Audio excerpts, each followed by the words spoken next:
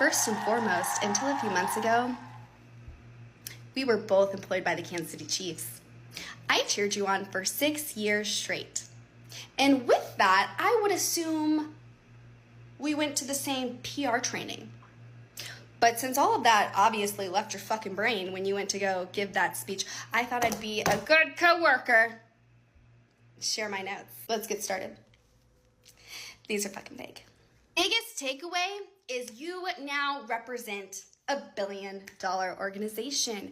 You are no longer just Harrison Butker. You are now Harrison Butker, who plays for the Kansas City Chiefs. And anything you say or do that doesn't align with that brand,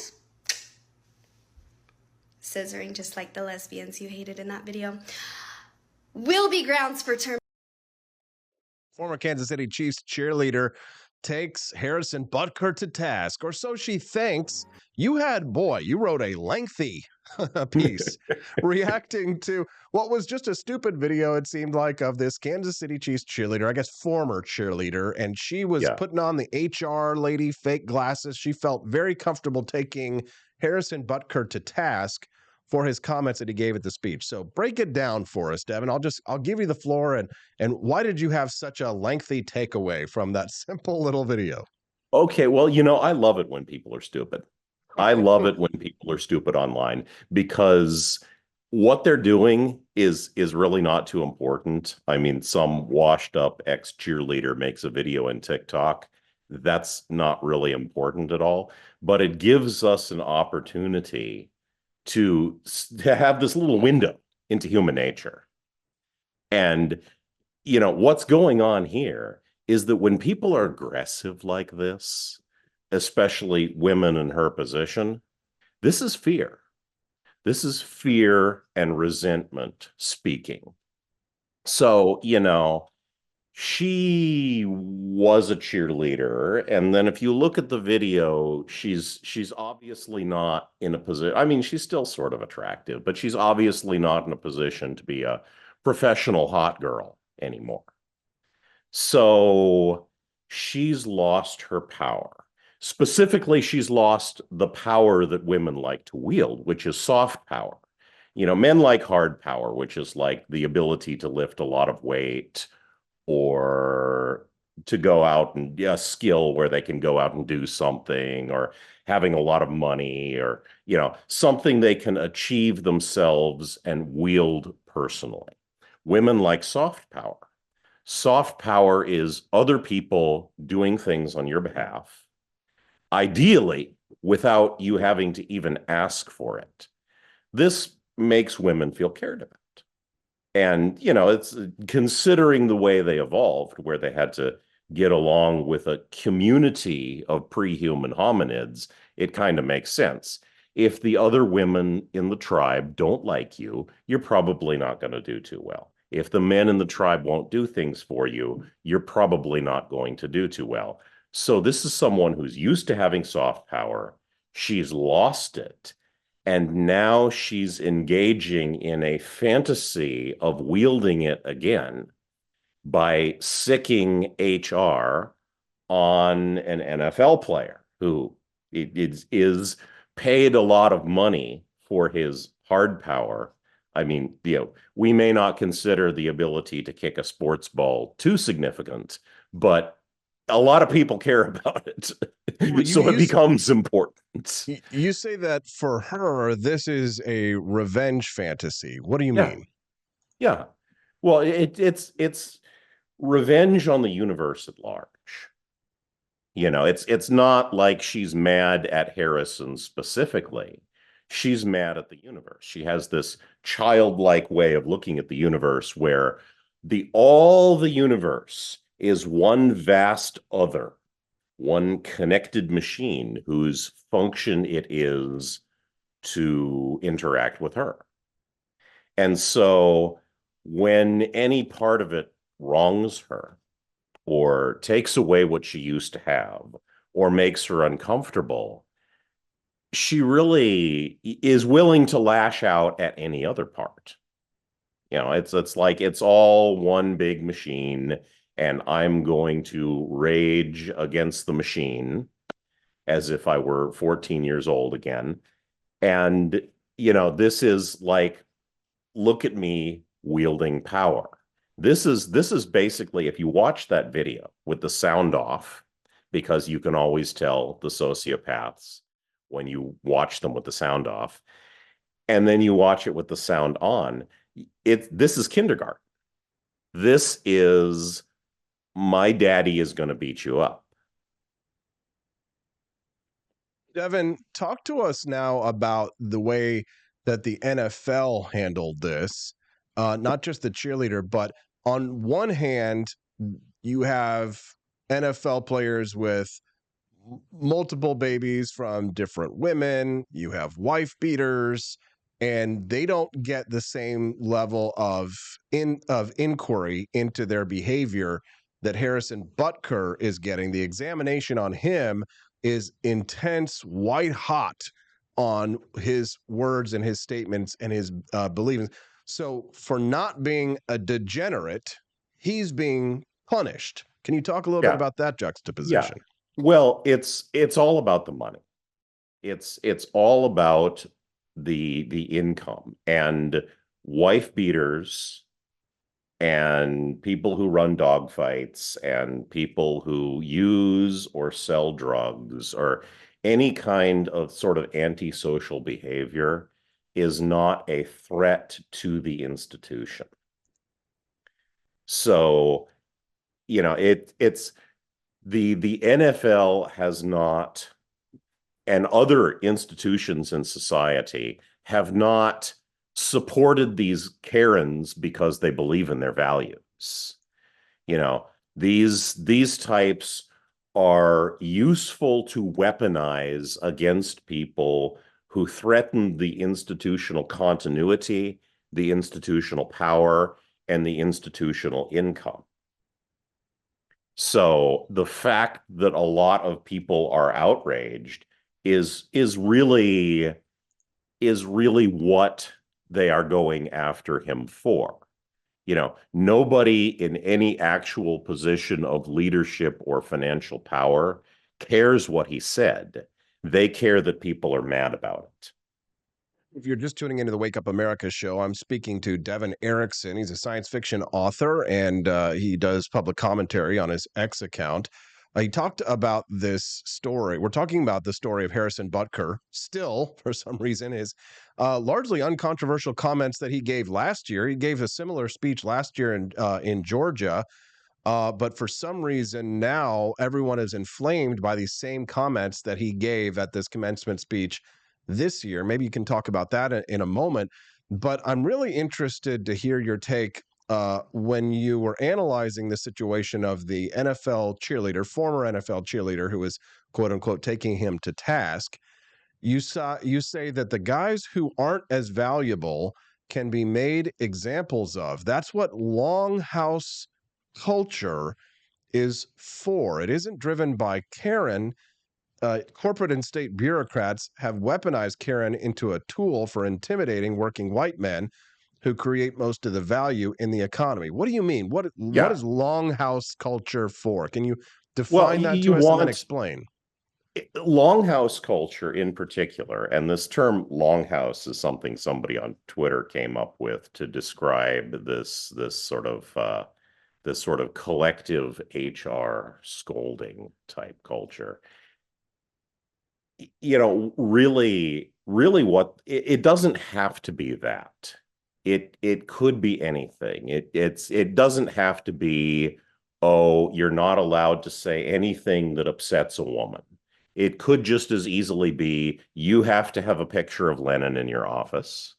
It could just as easily be, you have to come early for the company group prayer to Jesus. What's important is that they have something to weaponize against troublemakers or people who make them uncomfortable or anybody who needs to be made an example of. The point is heads on spikes. It doesn't really matter whose head it is or why it was put on a spike. When you're in the business of sort of farming people's labor in order to make money, You want them divided and you want them intimidated.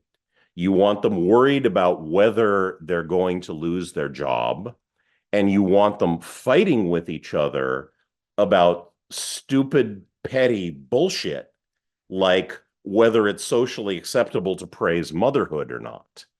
Because what you don't want them doing is talking to each other and telling each other what their salaries are and comparing notes and saying, hey, next time we're going to bargain with corporate, maybe we should talk to each other first. Maybe we should gather some market knowledge.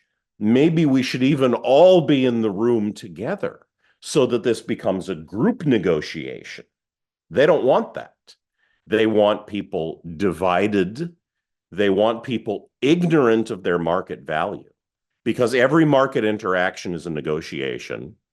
And in every negotiation, the person who knows less about the market is going to come out with the short end of the stick.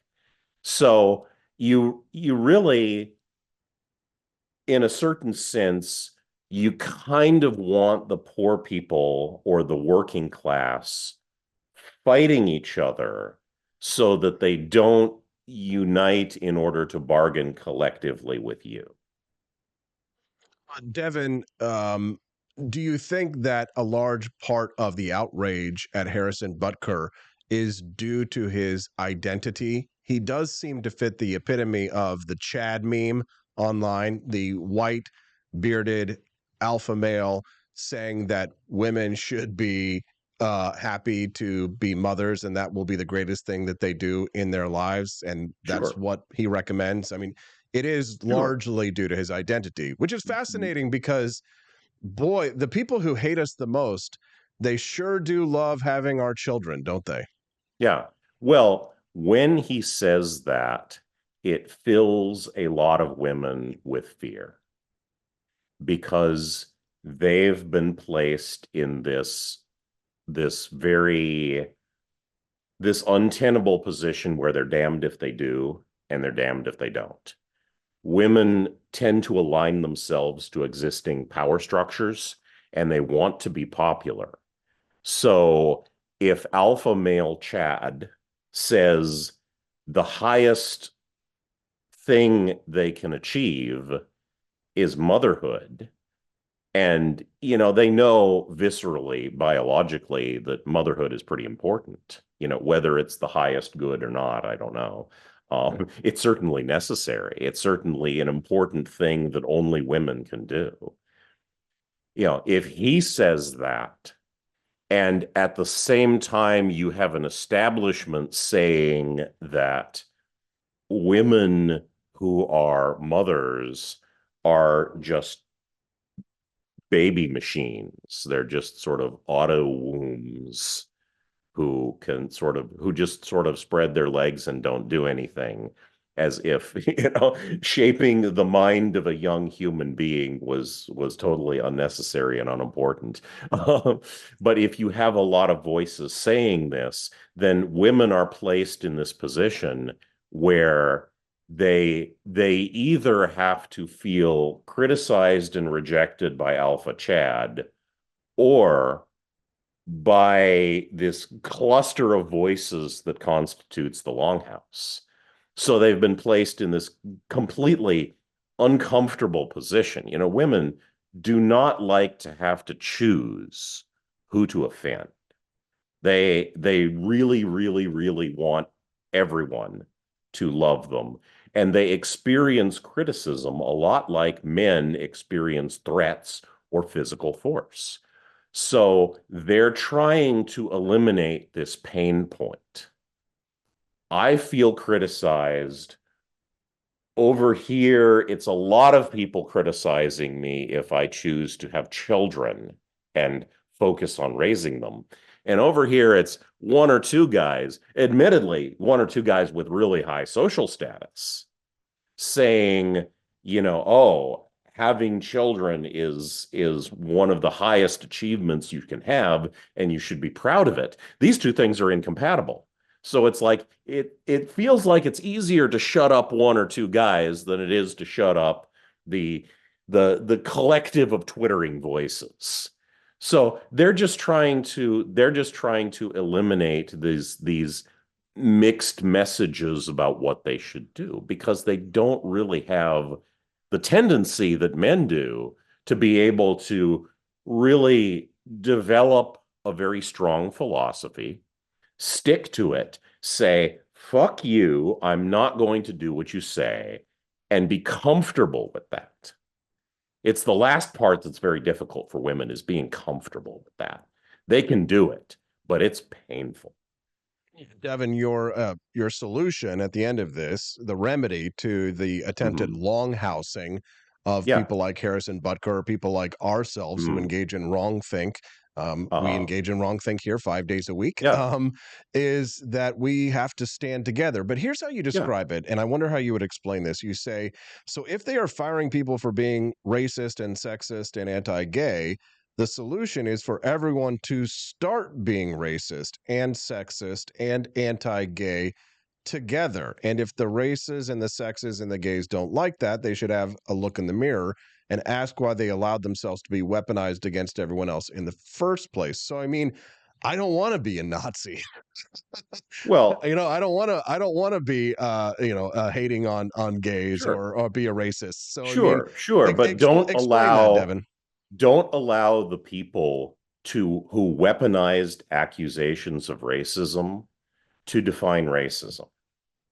Don't allow people who weaponized accusations of sexism to define sexism.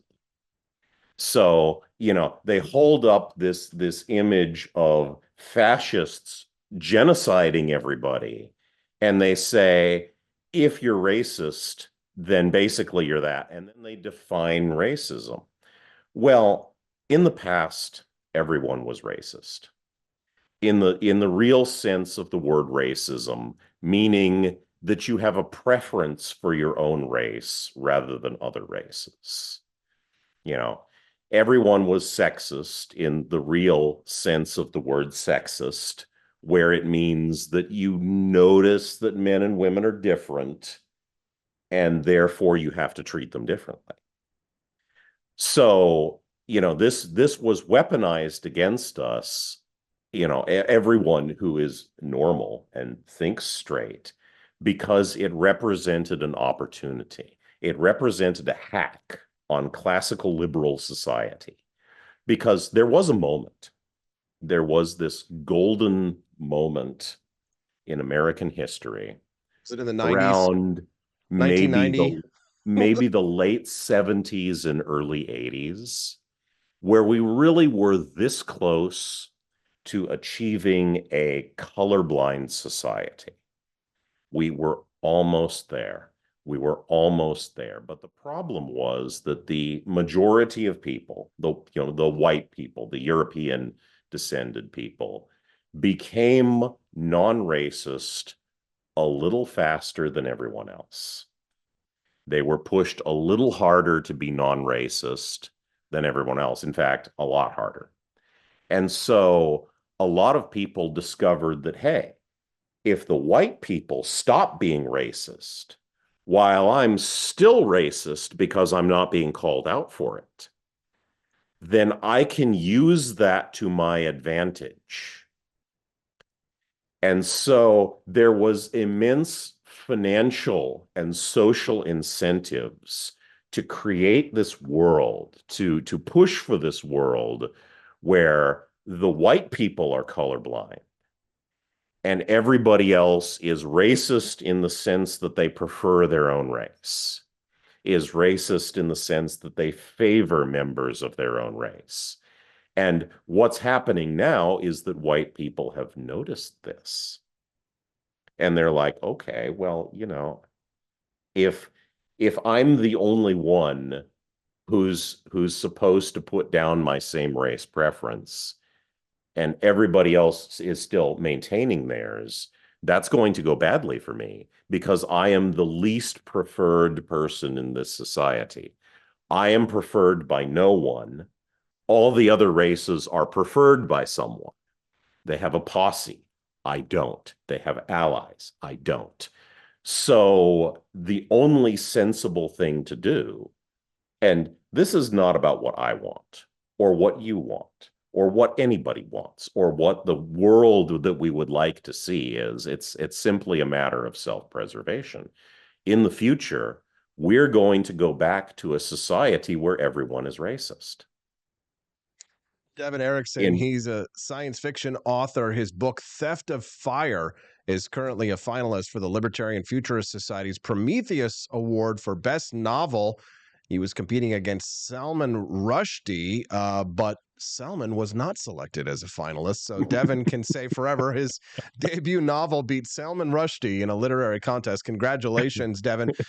Is there anything else that you'd like to share with our listeners or plug about your book before we let you go today? Well, you can find more of my political rants on Twitter, where I take apart the causes of various things. And the book, Theft of Fire, it's the first of a quadrilogy, is available wherever books are sold. It's written in the vein of classic science fiction. It's not preachy, it's just a good story. And if you like that sort of thing, check it out. Here we go. Theft of Fire, sold at many fine bookstores. Congratulations and good luck on the contest. If you end up winning that one, we'll definitely want to have you back to celebrate on that one, Devon. So congratulations. Yes, congratulations on your novel. And thank you very much for sharing your insights with us publicly, especially on x.com. It's a great follow, and I highly recommend it. Have a wonderful day.